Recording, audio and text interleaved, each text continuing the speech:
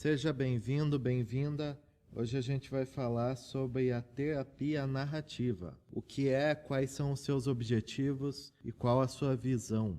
O que é a terapia narrativa? A terapia narrativa é uma forma de psicoterapia pós-moderna e colaborativa, desenvolvida por Michael White e David Epstein. Uma curiosidade é que o Michael White, que é esse da esquerda, ele morreu em 2008 e o David Epstein, ele ainda está vivo até a publicação desse vídeo, pelos registros, e a última publicação que ele fez foi em 2016. Então é uma publicação recente e foi também sobre a terapia narrativa. Ele que já trabalhou como assistente social em um hospital na Nova Zelândia e além de ser um dos desenvolvedores da terapia narrativa, ele trabalha com a terapia sistêmica, que é onde muitas vezes a terapia narrativa está inserida. Essa abordagem entende que as pessoas são os maiores especialistas em suas próprias vidas e, por isso, o olhar sobre as histórias que elas contam sobre si mesmas passa a ser priorizado.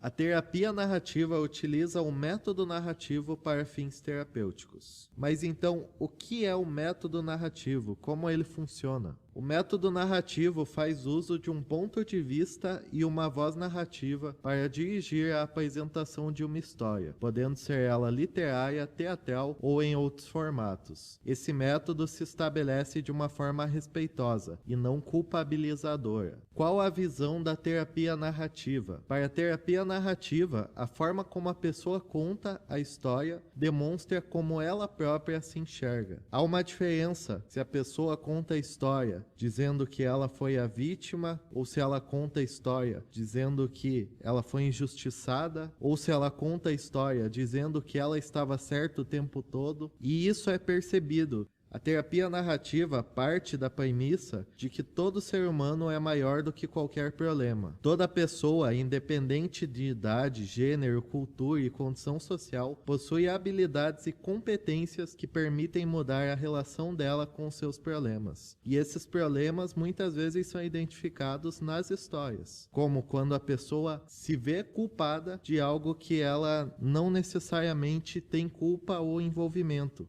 E através da narrativa trazida, é possível perceber esse sentimento de culpa que ela expressa. Então, como vai agir a terapia narrativa? Quais são os objetivos dela? O principal propósito da terapia narrativa é formular uma história alternativa, realizando uma desconstrução da história narrativa dominante e favorecendo uma história renovada e diferente, incorporar novos elementos à narrativa das pessoas, conseguir fazer com que a pessoa possa construir um projeto de futuro melhor. E como que ela vai fazer isso? Desconstruindo aquilo que já estava como certo, como verdade. É importante que a pessoa perceba que aquilo que ela pensa não é a única coisa que existe. Existem vários pontos de vista e aquele é apenas um. Por isso a necessidade de buscar um ponto de vista que traga melhora, que possa construir um projeto de futuro melhor. Poder compartilhar esses novos significados com o meio à nossa volta, facilitando assim uma nova dimensão relacional. Isso também tem a ver com buscar enxergar as coisas de outra forma e se relacionar com as coisas de outra forma. Quando nós mudamos o nosso jeito de pensar, nós também mudamos a nossa maneira de agir. Então, quando nós não nos vemos como culpados de algo, nós agimos diferente de se nós estivéssemos nos enxergando como culpados. E por fim, as referências utilizadas. Existem poucos artigos em português na internet sobre a terapia narrativa. Existem mais em espanhol. Em espanhol tem uma gama maior, mas em português mesmo tem poucos. E é interessante principalmente esse segundo site, que é um site quase que oficial da terapia narrativa. Tem vários artigos, tanto de conceitos mais básicos, quanto de técnicas novas e dinâmicas novas que estão surgindo. Esse foi o vídeo de hoje, espero que você tenha gostado. Se tiver alguma contribuição, deixe nos comentários. E eu te vejo em um próximo vídeo.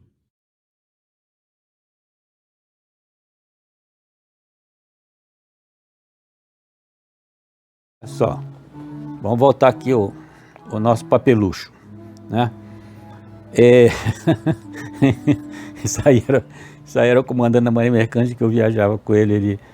Quando eu fui da Marinha Mercante, aí dizia assim, já foi no consulado despachar papelucho lá, eu lembrei dele, o comandante Certinho, o nome dele era, o apelido dele era Comandante Certinho, porque eu era piloto, né? Então, quando ele chegar no passadiço, né, que é onde é o comando do navio, se ele encontrasse uma borracha fora do lugar, o homem ficava aceso, ele ficava azul, vermelho, roxo. Ele tinha o apelido de Comandante Certinho. Era o comandante Ayrton, não sei, há muito tempo isso, não sei se ele está vivo ainda, mas gente boa. A gente chegava em Nova York, ele gostava de assistir aqueles musicais, né? Musicais da Broadway, né? Então a gente passava um mês lá em Nova York, assim, o navio descarregando. Aquele tempo mar mercante era outra coisa, né? Hoje em dia passa 2 horas, 3 horas e é interminável. Mas a gente passava um mês lá em Nova York, então sabia naquelas coisas todas. Então ele gostava de musical. Então a gente assistia lá na Broadway, né? Lá na Broadway a gente assistia aqueles musicais, tinha sala de cinema, né? Aquilo era muito, muito legal mesmo. Oklahoma, aqueles filmes, sabe, da década de 50 do cinema, do musical rico americano, né? Tá? Mas olha só, voltando aqui, rememorar. Rememorar, o cara é contar tudo. Agora, não é rememorar, não é contar historinha, não, certo? É rememorar junto com o terapeuta, né? Então ele vai pontuando aquilo. Vai pontuando, vê o que ficou, o que não ficou, o que significou, o que não significou, quem foram aquelas pessoas na vida daquela pessoa, como é que foi que ela interpretou aquilo, né? Qual era a situação que ela estava, tá? Tudo é rememoração na história, né? E principalmente os signos, né? Os signos que devem ser trabalhados, né? Porque isso aí vamos ver, a terapia narrativa é fenomenológica, né? A gente vai trabalhar com signos, né? Com signos, com significados, né? Ou significante, a gente vai trabalhar com isso, com aquela coisa que aparece, não se vai com uma teoria pronta, né? Como a outras terapias, né? A gente vai diretamente para o fenômeno, a gente vai direto para o fenômeno, mas a gente não é um realismo ingênuo, não, sabe? De contar uma história. Se fosse assim, não precisava estudar, né? Não precisava estudar, não precisava estudar teoria da linguagem, filosofia da linguagem, antropologia, Vygotsky, essas coisas todas. Por que se estuda isso? É para aprender técnicas, né? Técnicas para ver o fenômeno. Ali no fenômeno tem os elementos que constituem aquela identidade, né? Os signos, né? Os significados, as palavras, as interações sociais, o relacionamento social, a força, os afetos, né? Tudo isso ali constitui aquela identidade, certo? Então é com isso aí que você vai trabalhar para poder tirar, né? Importante trabalhar com afeto, viu? Trabalhar com os afetos. O Freud já falava isso. A psicanálise tem muita coisa rica, viu? Não é para se jogar fora, não. O Freud dizia isso, que junto com a palavra está o afeto. A palavra sozinha, ela não significa nada.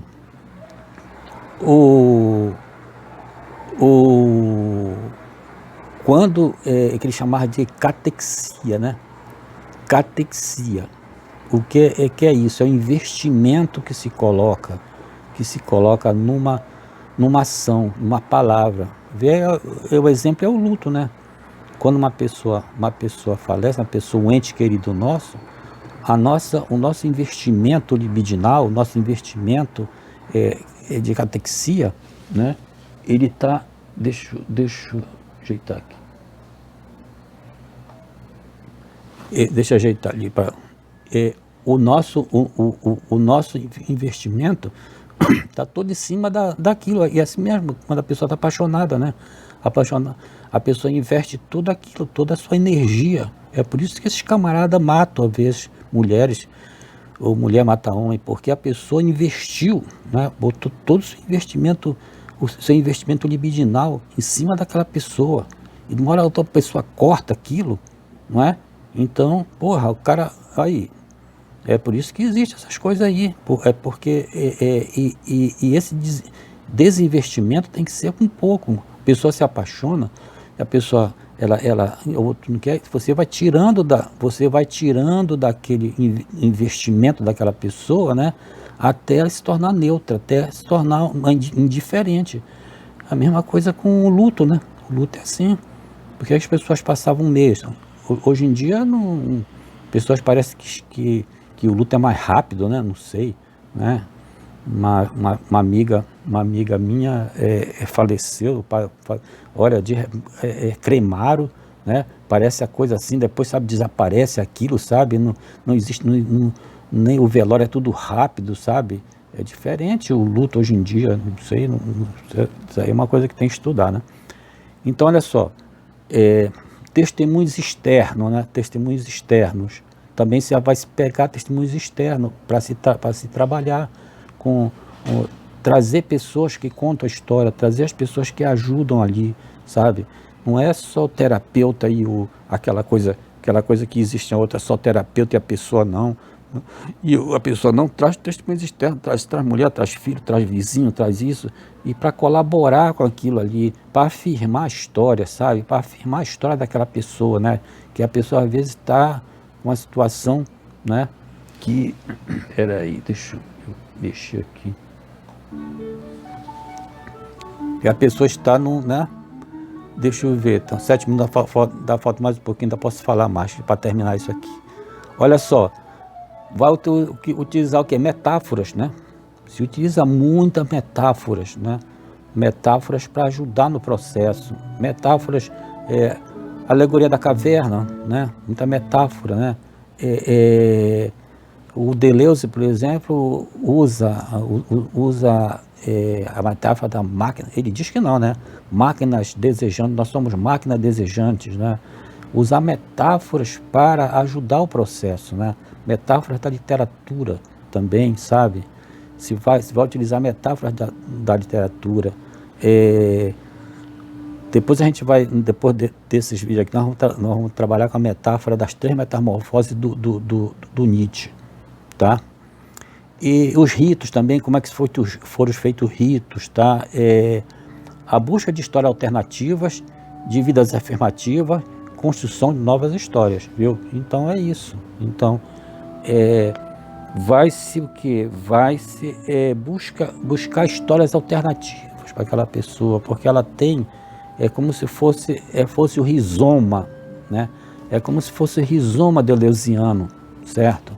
Aquilo é uma árvore, vem um rizoma, vem de baixo e dá toda aquela vida, né? A gente vai procurar um rizoma que dê afirmação, sabe?